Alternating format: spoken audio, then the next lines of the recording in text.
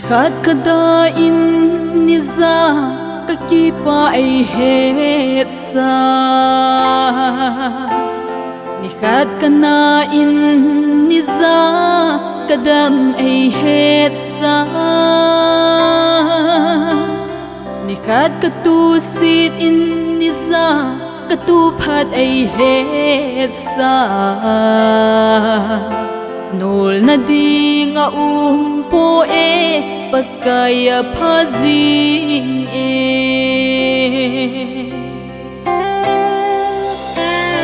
Nikhat kadain niza kakipa ay het sa Nikhat kanain niza kadam ay het sa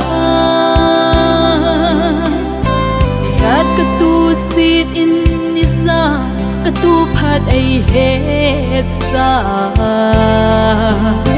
Nol na di nga umpo pagkaya pazing Simin kisimmin pagkay phat na namu kisimmin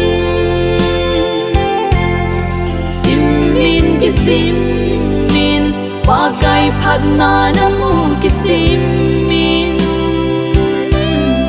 Damu lâu le athon into kana te Simmin kisimmin pagkay phat na namu kisimmin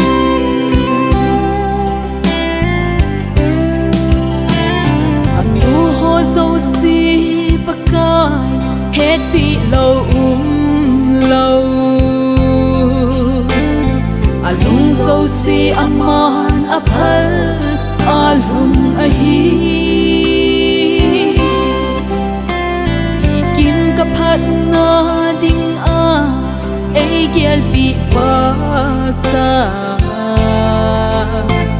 Lung gyal kim le papen pagkay nang nahi Simmin kisimmin pagkay phat na namu kisimmin Simmin kisimmin pagkay phat na namu kisimmin Damu lâu le athon into kana te Simmin kisimmin pagkay phat na namu kisimmin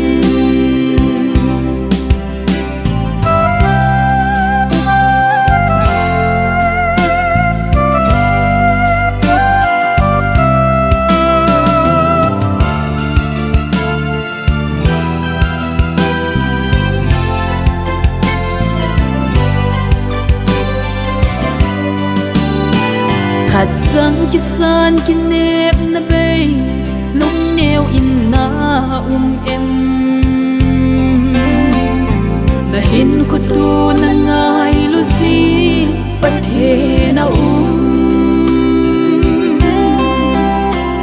Na dal ha ngay lâu na sam san ngay lâu pa the Lung ha lovin ta sanin pagkaya pazing Simmin kisimmin pagkay phat na namu kisimmin Simmin kisimmin pagkay phat na namu kisimmin Damu lâu le athon into kana te Simmin kisimmin pagkay phat na namu kisimmin Damu lâu le athon into kana te Simmin kisimmin pagkay phat na namu